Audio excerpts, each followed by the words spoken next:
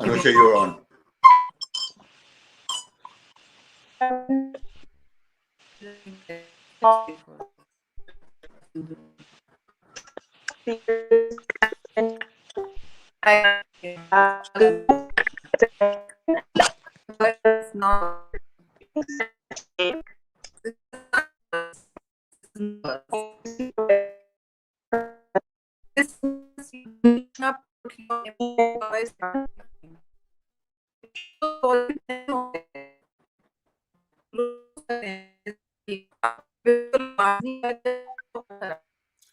I'm sorry, we are having a bad connection, folks. I'm just forcing myself to step in. Perhaps, Tara, can you just step in for the moment, please? Hi, everyone. Welcome today to our fantastic experience where we are going to be welcoming you to a special spotlight on Senator SHERRY REHMAN. Today's spotlight is brought to you by Lean in Pakistan. I'm the president founder of Lean in Pakistan, and we are thrilled to be part of the global movement started by Sheryl Sandberg, and originally with her amazing book, Lean In.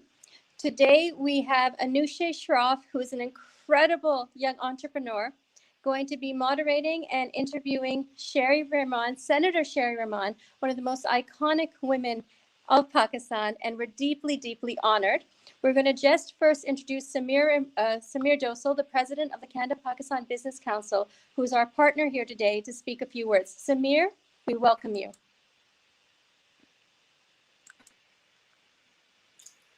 Greetings from Toronto. My name is Samir Josel, and I'm the president of the Canada-Pakistan Business Council.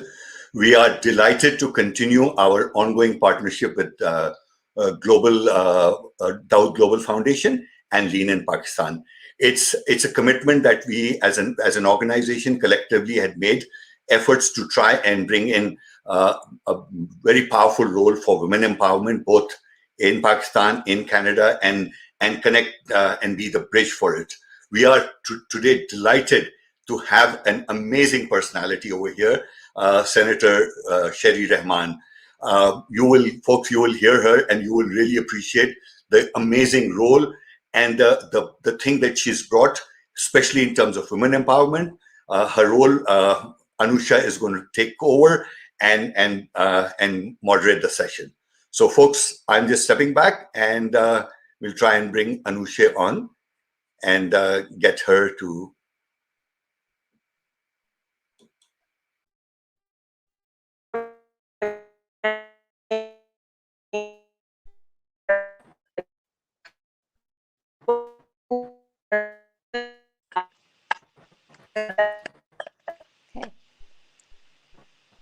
Hi, everyone. We have with us Anusha and Senator SHERRY REHMAN.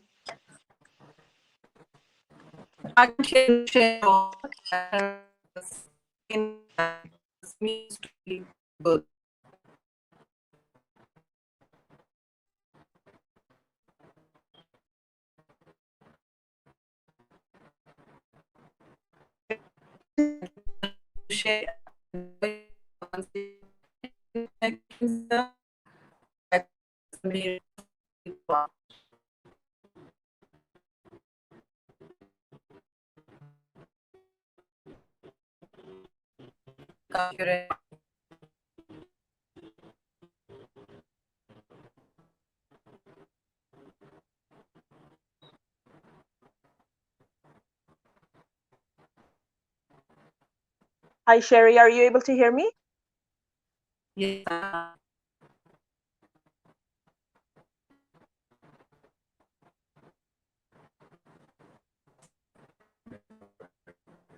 And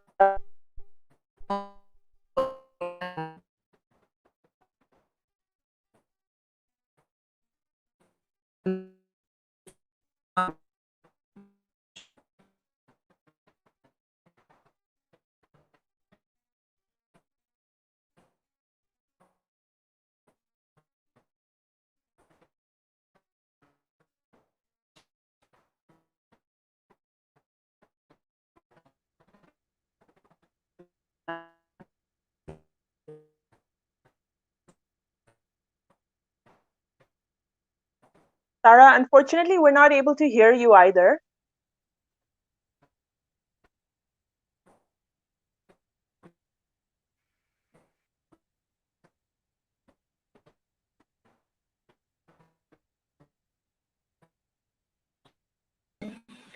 Hi. Oh, that's right.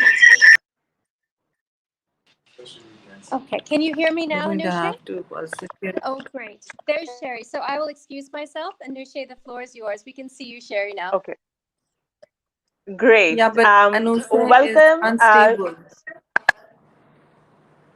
Are you okay? Are your connection okay now? My connection is great. I can hear you. And are you able to Okay. hear me? Yes. Okay, fantastic. Good evening, Sherry Rehman. We are so honored and grateful to have you. And sorry for this internet mess, but now that we're connected, thank you, thank you. Without further ado, Okay, gone again. Gone again, my dear.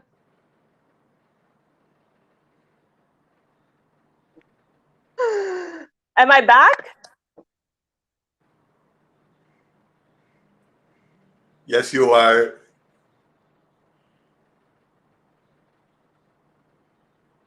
I can see you though.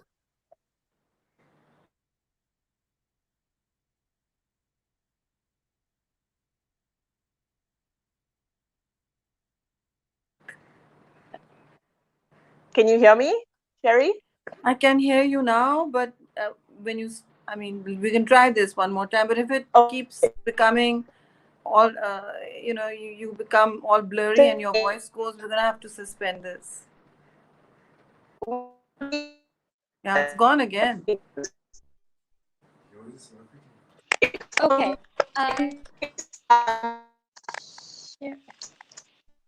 Sherry, can you hear me?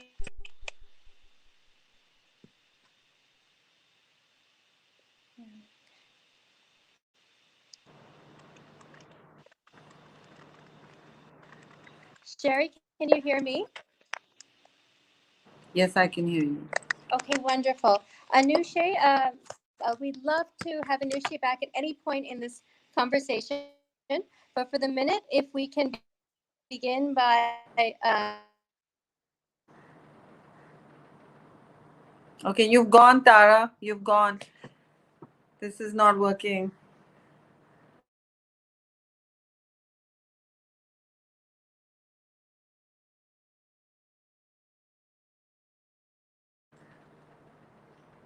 No, my voice is gone, right? Okay, here we go.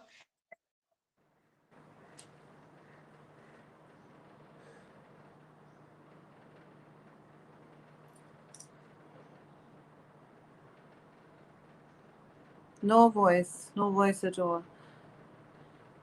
No voice, Tara. I can't hear you. Can you not hear me at all? At all? Okay. So if you can't, can you hear me? In the I can hear you, system? and then it goes away. You're on 4G. This won't work on 4G. Okay. So the only You need a questions we high-speed have. internet connection. Okay. So we just wanted to ask you a little bit about your own career trajectory and how you began and what led you to your career in politics, particularly as you began as a journalist. Hello? Okay. Hi, Tara. I hope everyone can hear, and this must be... Yes.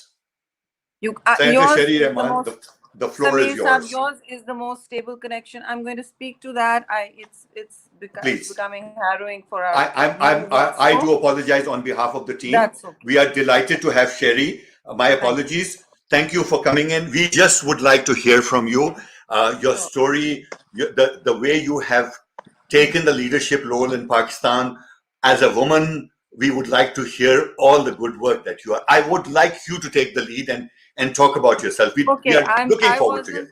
I wasn't sorted in my mind for a keynote, but look, I think we've got trouble on the net here, and these young women, fabulous young women, and yourselves, thank you for having me. And I think the idea here is to advance causes that are mutually beneficial to all of us, specifically women. And some of the questions I have here from you is, who has been your greatest role model? And I'll tell you straight off the bat that it's always been Benazir Bhutto, of course, who went straight to her death facing the sun for her courage and for standing up for her followers, for women, and for her particular moral universe. As a prime minister and leader, she actually stood by the women of Pakistan in so many ways, more ways than I can recount here. Suffice it to say, she was the force that moved a million women to empower themselves and to imagine a different future for them. So her spirit and profile and ultimate courage lives on. Um, then I think Anusha was trying to ask me what young people should look for in a role model beyond ourselves, beyond women who have access to an education. I think what is important is living by example, although that's still a low bar. But it's crucial to define paths to women taking their power, whatever work they do, whatever field they're in, whatever social class they're born into. What's important is to look to people who are less privileged than us and assist them, empower them, enable them in taking their power and or even for instance understanding their rights. There are women all across Pakistan, all over South Asia, all over the world, in fact, that face discrimination, that face very often a crisis of opportunities. They have no concept or notion of the right or entitlement to equality, let alone power. That I think the issue is to always keep on spreading that word, and I believe that's what we are doing here today. So I'm taking the time, and the next thing you've been asking me is about how I moved from journalism to politics. Well, journalism was a very different career than politics. You have the comfort of talking about others. You even whatever public service journalism you're in, and most journalism, certainly in the days I was in journalism, were involved with. Many were involved with that.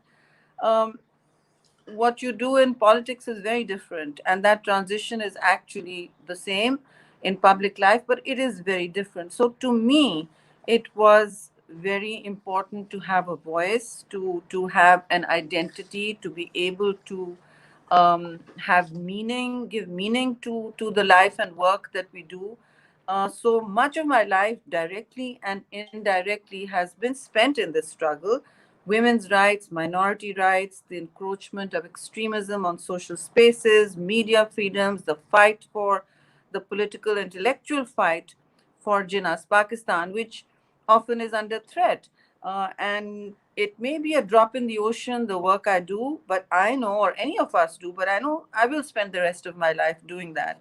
And for that, you have to sometimes come out of your comfort zone. So that's one thing you have to do in politics. You often have to do things that involve a larger group, that involve skin in the game. And you have to also work with time. You have to avoid becoming stuck in grooves. And particularly for women, I get asked this question all the time. Do you think it's harder for women to get a strong footing in politics? Well, it's 2021. Why are we even talking about women in politics as opposed to just politicians? Because why? Because everywhere in the world, even in Pakistan and the United States, anywhere you like, women still carry a nimbus of the anomalous, the scent of a species diverted from their original track, which is, of course, the mummy track, the sister track, the wife track, the mother track, the daughter track, any track but herself, the right to have an identity that is autonomous, that is negotiable, that is not defined by anybody, or that is a stereotype. So I think these are the things that we need to look to and consider our guiding stars in any agenda for speaking towards change. And why, how do we do that? Look, um, I think we, even when we have global summits, there's a row of black suits, and there are few women who are presidents and who've risen to the top. There are no two ways about it. Wherever you frontline, the best opportunity you get, women face way more barriers and problems and obstacles than men. Much of it is insidious. Many discriminations are right there in front of you. There are still clubs in Pakistan, elite clubs such as the Sindh Club, for instance, that allow only men to be full members, and I'm amazed that people still want to frequent such places. But that's an elite issue. But what I'm saying is, from the top to the bottom of the rung, the pyramid, the social pyramid in Pakistan, you have women struggling to define who they are. And very often that's even considered a problem, or it's a challenge. Why should you have to define who you are? You should be putting yourself in the service of your community, your family, and the rest of the universe, literally, before yourselves. Now, the point is that absolutely correct. We should put ourselves, I mean, man and woman is a political and social animal, quite right. And the communal good is very important, certainly in my profession. But it is something that we need to be very clear about when we speak with one voice, that women have to constantly take their power fraction by fraction, reinvent their gravitas every day, because if you're not a man, then you will have to constantly assert yourself, even fight to keep a seat at the table, a high table that you may have earned. And the reality is that no one else will ever empower you. It's going to be, even in an enabling environment where quotas are created, or merit is one of the things that blazes you to the front of any particular trail. Then you have to still constantly struggle, because it there is every day a diminution, a daily diminution of women's voices, the choices they make, and what they are asked to constantly accept. Well, because somehow the men are more important, and somehow you should just kind of slide over and let that be. And I think that's just something we must not accept. So the bad news is that you have to keep on doing this. It just never comes with the territory. And your gender may certainly not be your destiny, but it is right there. So, yeah, biology is not your destiny, but you have to struggle constantly to rise above the straitjacket that has been imposed on you. If you have questions, I'm happy to address them. Sherry, I appreciate what you're saying, and I think that's what we need to hear from you. Because I'm living in Canada, I just want to say that there's a lot of awareness in the community, in the menfolk, that who would like to support and help yourself, women empower themselves, and I totally understand and appreciate the fact that the women have to take that role to empower themselves and create that ambiance amongst men to be supportive to that role. And I really appreciate where you are coming from and where you're heading. So please keep up that role. There are several questions about your journalism career, about your climate change, your role in Senate, and I hear you on behalf of all the men and women. I hear you very, very well. As a president of the Canada Pakistan Business Council, we would like to mention to you particularly, Sherry Rehman Sahiba, that we are trying to promote the Canada Pakistan Council for Education under the umbrella of the CPBC, and working with organizations like the Dow Global Foundation, the Lean in Pakistan, Educate a Girl, and Ladies Fund. I think all these are collective efforts for the sustainable development goals that we all need to work on. And I just want you to share some of your personal experiences, especially from a women's point of view, your some experience that you've had and you'd like people to hear about it. So I'm going to throw Sure. it back to you. Sure. I mean, my point of view is a woman's point of view, so I can go forward and go forth and on. And politicians and mics are very hard to separate. So yeah, sure, I can go on about lots of things from my point of view if you like.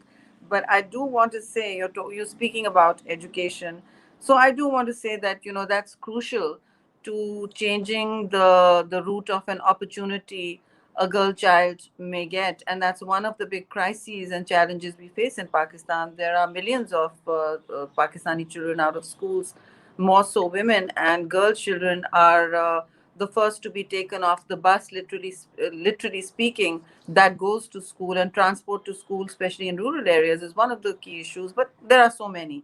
And but on a kind of broader brush, when women do have access to an education, I mean, look at Malala, young Malala, from which tribal area she came from, and how she used that education to propel herself onto a stage. But look at the price she had to pay for it. Look at the price she's paid. And that's not a price anyone should have to pay. And so there is pain, torment, anguish, very often setbacks that and challenges that come with this terrain. As I said, it doesn't come with any sort of comfort zone or afternoon naps, if you like. There's just a constant, relentless staying the course and fighting a battle very often, which you have to retreat from. But I think what's important is economic autonomy for women. It allows people to make choices and women to make choices they would not otherwise be able to make, because discrimination begins very often in the home and the community. And you know about the whole scourge of honor killings. This is all about privatized justice, and it's all about how women are judged as the keepers, the gatekeepers of honor, and other such traditions like that. And those are not always, they have nothing to do with religion, of course. Those are patriarchal structures created to to create to uphold a society that is basically based on a strong and very rigid power structure. But the good news is that's all changing. That is all changing. It has to change, because and it's not just education, it is an awareness among women. And I do want to address how I came into politics. First of all, literally, when I was a student, and I would be coming back to Pakistan. My heart and life is rooted here. And we had Ziaul Haq's laws coming in that were beginning to define women's autonomy, identity, what clothes they could wear, what the bodies and spaces we could inhabit, the covering of the head on television and in public spaces. Well, those are personal choices, just like the hijab is in France, right? So no state should tell you how you clothe or define yourself. They're not telling the men.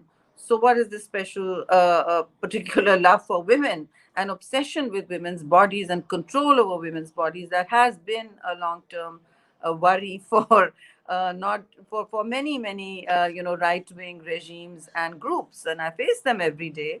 And to me, it's these are personal choices, not something the state can impose. So I did come into politics. I was literally a cub journalist, and our Dawn Group building was the hub of all such resistance groups, the media, the women, the lawyers, small, motley groups of people with not enough critical mass to really bring change. But okay, 50 of us were standing in the heat, getting pushed into police vans, being sent home for protest. So we realized at one point the MRD movement was coming on, all of that. We realized that at some point the restoration of democracy is also important for women and for all vulnerable groups, because inclusive democracy is what most progressive political parties promised. So we would call up the PPP, we would even call in Karachi, we would call up the ANP, these are progressive parties, and we'd say, would you please send your people? And they would. Buses upon buses would arrive to aid our cause. And so I said, well, this is the power of change. We alone couldn't do it. Civil society is crucial in setting the standard and being a watchdog. But beyond that, and so is journalism, but beyond that, I saw that we needed not just the numbers, but we needed political parties to effect real change, even if that, as I face today, is often two steps backwards. But there it is. The grand vehicle for change is politics. And I then was looking at it with great curiosity, still not wanting to sort of wet my fingers in it, because it can be, politics is a bruising business. One is never quite ready for it if your skin is not thick enough. And I, as a journalist, as an editor, I got to know, and again faced the front line of risk with my reporters. I always say I don't valorize a woman of privilege to face risks. It's always the reporters who are going home in their unguarded motorcycles and are fired upon or are picked up. So people face different levels of vulnerability. When people would say, "Oh, you need an award for this or that," I say, "Well, I still have a safe home to go to. I have a car that I drive in."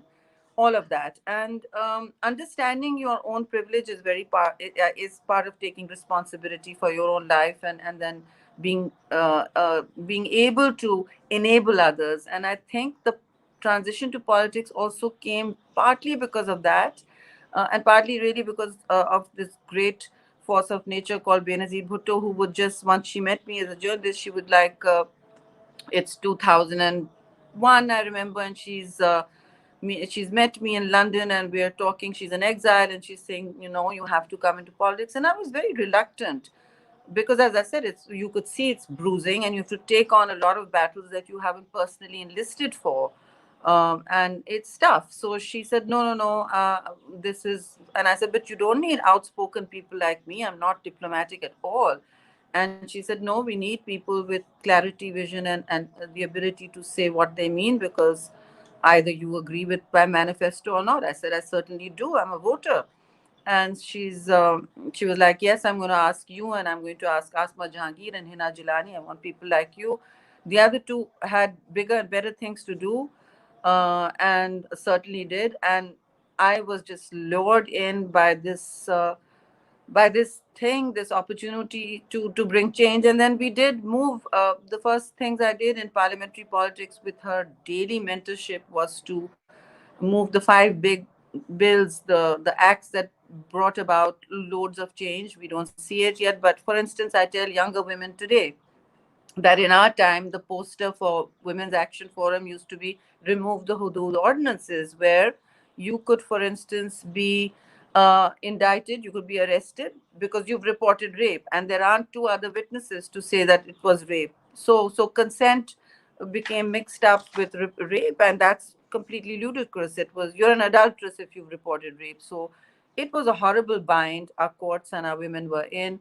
And to change that took parliament. It took a People's Party vehicle to do that. And then General Musharraf had to respond to all our five bills and then bring about this watered down women's empowerment bill. But certainly there are no more posters for abolishing the Hudud ordinances, because women are not sitting in lockup because they've reported rape. Now the conversations are different. It is how, let's talk about the DNA. How is this rape carrying on?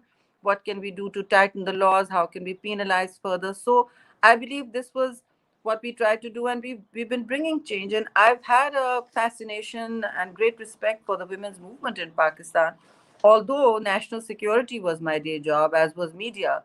But as a woman, I felt that, I'm here. I was initially on women's seats in the National Assembly, and in the Senate now I'm on a general seat. I'm very grateful to the People's Party that they've given me opportunities not in a women's box. They have not put me in the women's box. They've said they made me leader of opposition in a house, in an assembly, for instance, where a lot of conservative people are like, she doesn't cover her head. She's not a model of piety.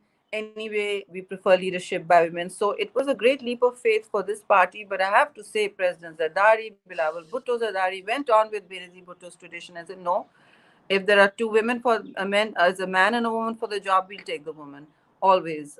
And this happened, for instance, when we became cabinet ministers. I was a senior minister, and I'm now vice president, and I have a voice in the party. And it's not the vice president of the women. Sometimes even our own party in remote areas, when we go campaigning, they're like, vice president of the women's wing. I said, no, you're vice president. So it's like, it's important to be in progressive parties, but even there you have to fight for your right, for your voice daily at the Absolutely. table. And that's something that Benazir actually instilled in me. I saw her doing it. She didn't even have to speak it. I saw her doing it every day. I mean, she was prime minister and she had to go to Beijing, or was it the Cairo conference? There were two for women. And there was a whole fatwa against her that she's going to go and commit to CEDAW, the big, you know about CEDAW. So that's the Convention for Elimination of Discrimination Against Women. And of course she did.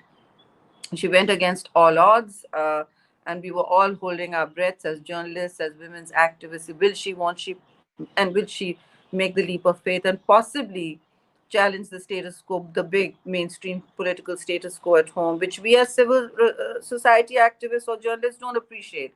You don't appreciate what a mainstream woman in politics has to go through. The higher you get, the thinner the air gets, the choices become harder, and the pressures you face to constantly compromise on certain red lines are very high.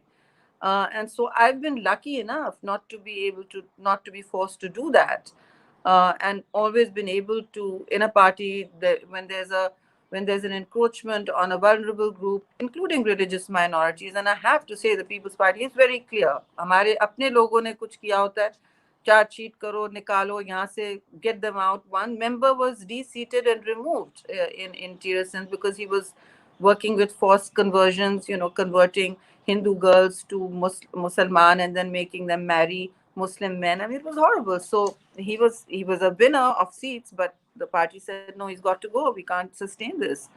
Um, and I don't know any other party who would actually lose a seat. I mean, eventually we regained that seat, but who would actually risk losing a seat and say, okay, that person's got to go.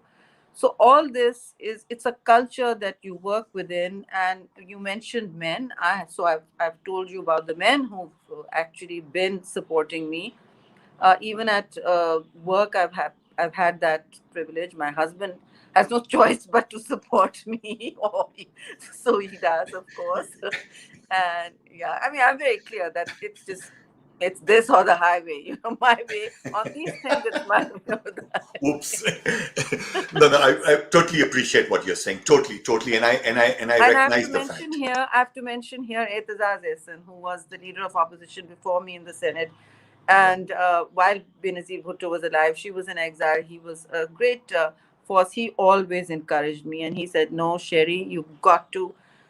If I'm making a tough speech or something that he thinks will shake the status quo and get me vilified, he'll send me a chit. He said, I'll pick this up from you. Keep doing it." You rarely get people like that. And now, of course, I have, Bilawal Bhutto Zardari as the chairman. He's very clear. But people don't know about President Zardari. I'll give you an anecdote. Here we are we are in cabinet.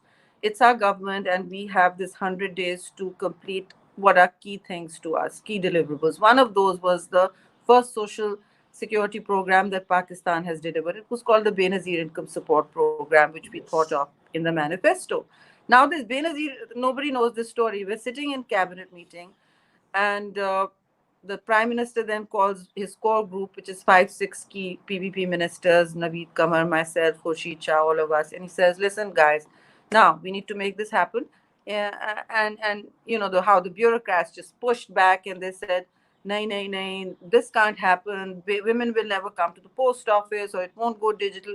100 hurdles were put in the way, and I saw my male colleagues getting tired. It was taking hours. They were like, "Okay, we'll pick this up again." We picked it up again. The same thing. There was pushback. "No, ma'am, no, prime minister, this is not possible. We'll just have to give this through the men of the household." I remember going into another room and just luck of the draw, picked up my cell phone. I got the president on it. He said, "What is it?" I said, "Look, this is the Benazir Income Support Program. You and the prime minister have to push back and say this has to be done. My cabinet colleagues are getting deluged, and this will be a terrible disappointment to many of us who were shaping it." And he said, "What? This is not possible. This has to go to women." And you give the phone, and things basically then happen.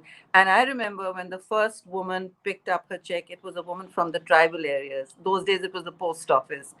It was a woman from a remote tribal area, and he called and he said, "See, Sherry, it was a woman from the." So you give women the little bit of power they need. They will not spend it on gambling. They will not spend it on just throw the money away or on a night's fun. What they're going to do is they'll probably invest in food and nutrition for the family, or get a goat and make sure it's a sustainable kind of contribution, or they'll educate their children. And it turned out we have so many stories like that, and that was the most rewarding thing we ever did. And now, unfortunately, it's called the SRS program. But for if you're in Canada and you find out that your country is a donor to that program, it's the gold standard in South Asia. It's still called the BIN. It was a constitutionally protected thing. And so these are the good moments, the personal moments that I wanted to share with you. There are many, of course, there are triumphs, and there are also great heartbreaks. The world is making a change. I live in Canada for the last 20 years, and I see our prime minister making an effort that when he announces a cabinet, he announces and he makes sure that 50% are women. And in fact, the other genders which we shy away from talking in Pakistan, they get the rights over here. And I think sitting over here, we get inspired. But Sherry, I want to acknowledge the fact that it's nice to hear from you from a woman's perspective, the role, and to see that I see sitting over here that there's a change that is happening. And it's people like yourself, people like Tara, and all the right women who stand up, and you have to raise your voices in your own possible way. I firmly believe that it's not required to be confrontational, but to be accommodative, to pass on your message as to this is equally fair. Things do not need to be gender based completely. No. And I'm so glad to hear that, and to see what you're doing. Like I just wanted to mention that the role that Tara is playing, like under the Dow Global Foundation. I remember her initiative, her pushing that Canada Pakistan Business Council, Tara, we held an event at the council. At the time, the Council General was so proactive enough. The gentleman called Dr. Asghar Ali Golo, he was so proactive enough that he opened the consulate. Consulates normally don't do that. And we had this educator girl thing and a speed networking where about 100 women came in, and that led to a continued ongoing. We are delighted that we are two women of Pakistani origin who are in the parliament. There is Ikra Khalid, who was one of our speakers collaboratively. Then we have Member of Parliament Salma Zahid. She's the chair of the Canada Pakistan Parliamentary Friendship Group. Then your another senator Salma Ataullah Jan. What an amazing veteran she is. And then there are other younger generation women who are taking a role. I specifically chose not to mention the other men folk that who are playing a mainstream role professionally and in politics and so on. So we are happy to have this conversation with you to hear, and at some point in time, you've talked about the bigger picture, and the messages come out very, very well. I hear you. I want you perhaps to guide young women to what kind of baby steps that they can do for themselves to sort of get themselves elevated in some way. Baby steps are very important now that you mention them, because you can't expect a revolution overnight. If you do that, then it becomes tough to face even a setback. So baby steps are crucial. I call it the power of the increment. And women must do that. First of all, they must realize that decision making at home is crucial. If you live one life outside and another at home, where you don't have autonomy over your decisions, your bodies, the choices you make about who and when you marry, because even Islam does not discriminate on that in even the purest version of our religion. And religions tend to be conservative, and even in their interpretation, there is a radical openness that a woman must be asked 3 times, why do you have the witness sitting there, or a lawyer, because she must consent.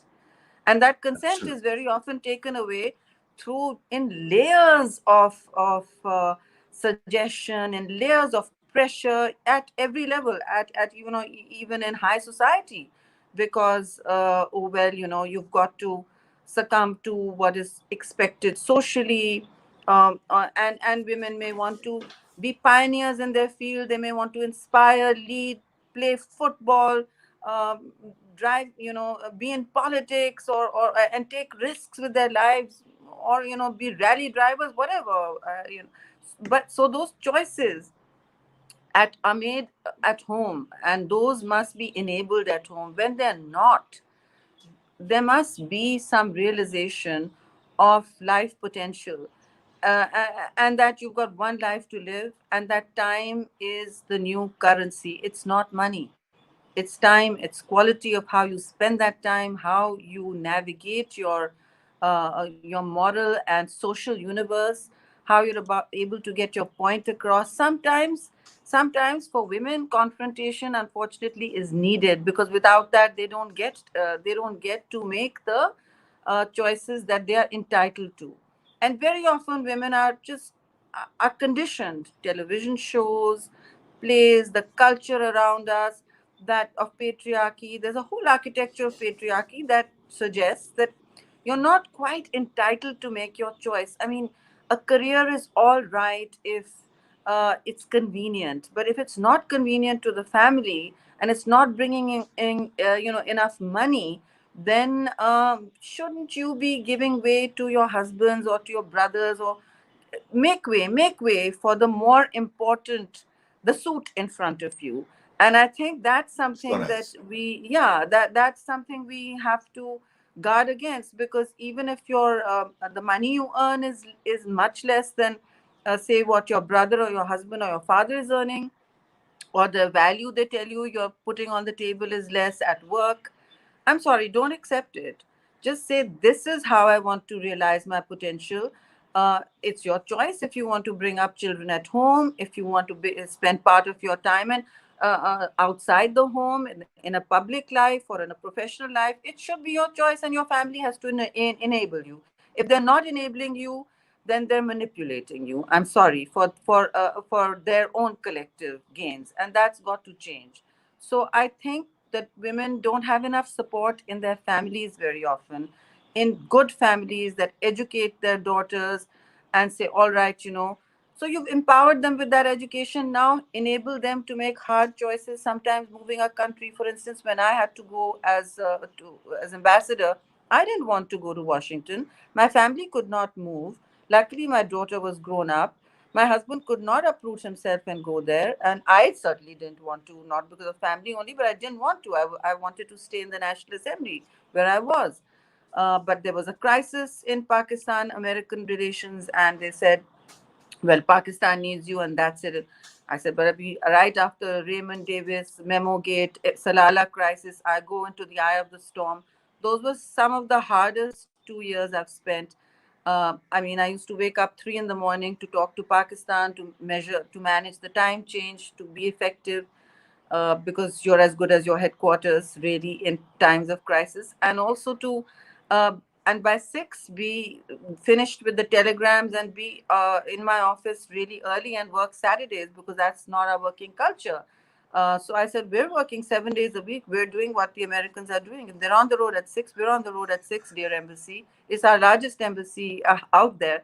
And they were like, Ambassador? I said, yes, that's how it's going to be. I'm here only to work and to make this whole relationship back on track, because we had suspended diplomatic relations. We were shutting down air bases.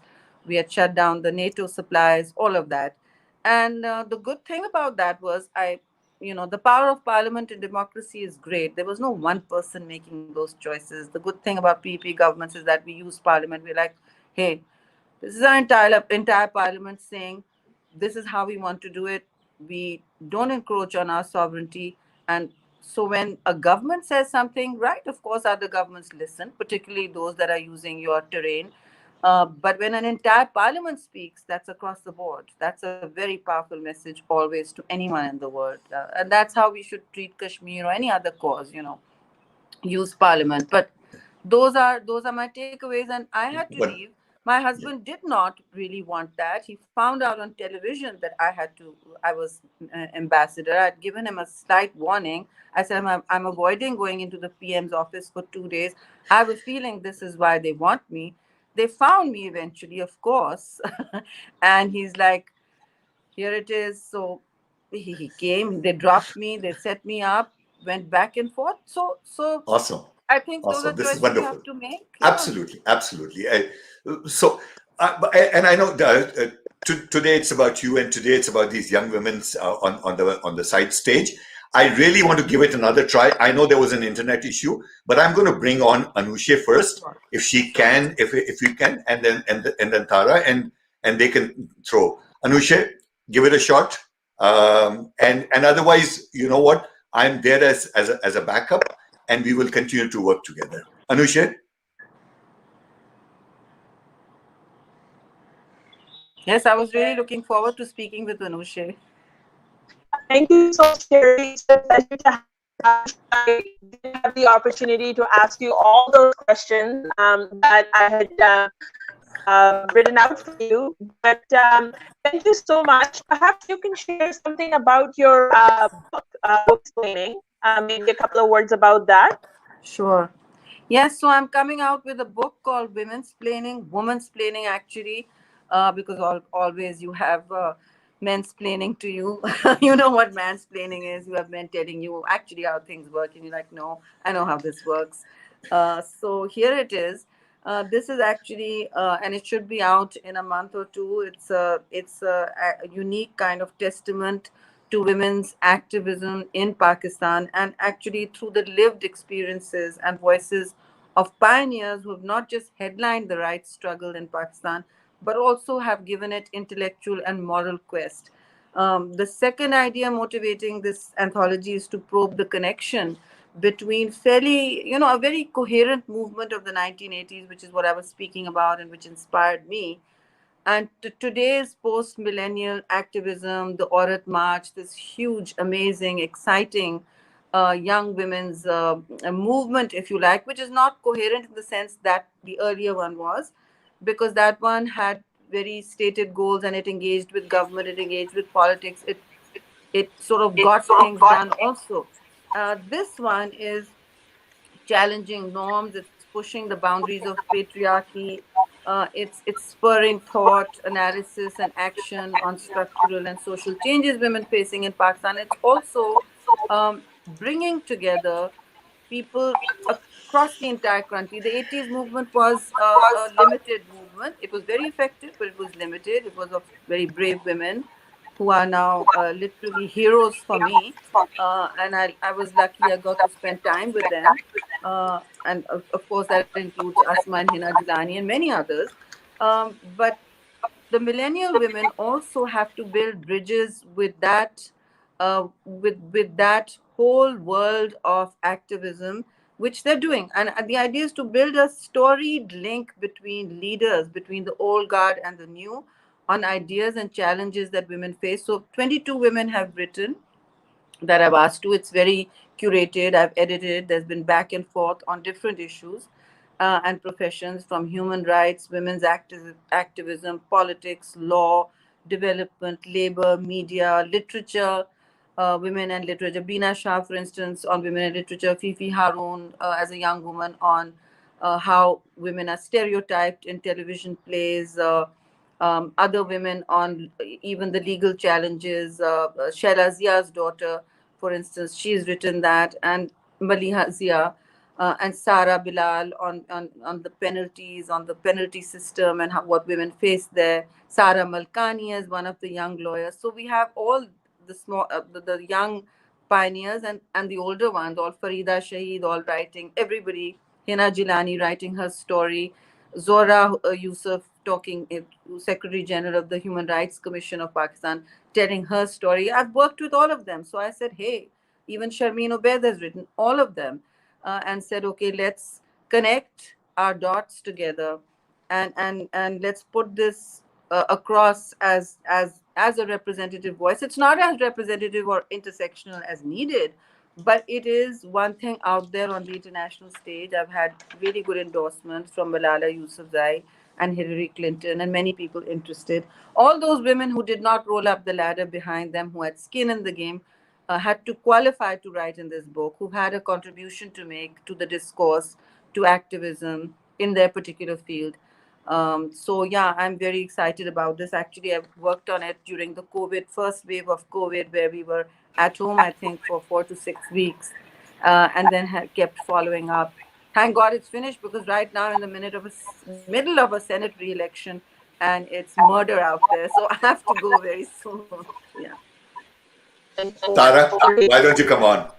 Okay, thank you guys so much. Obviously, between Anushe's brilliant questions, Samir, your moderation shared by Anushe, we are getting raves and raves of interviews and comments and statements and questions saying that you, Senator, are such an inspiration, and the quality of the content of today's talk has really been meaningful, not only to the women of Pakistan and Canada and Lean in Pakistan and so forth, but several men.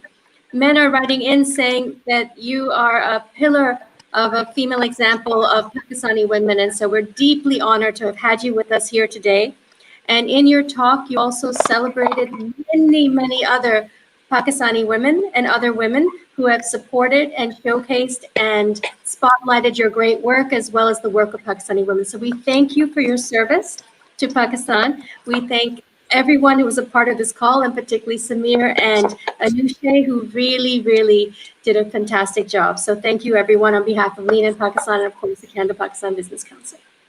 Thank you, Samir, Sarah, and I don't know if you can hear me, Anushe. Thank you all for putting this together and providing a platform for women to speak to each other, to reach out, and to build on our voices. Let's advance this further. It's a pleasure. So thank you so very much for responding to that.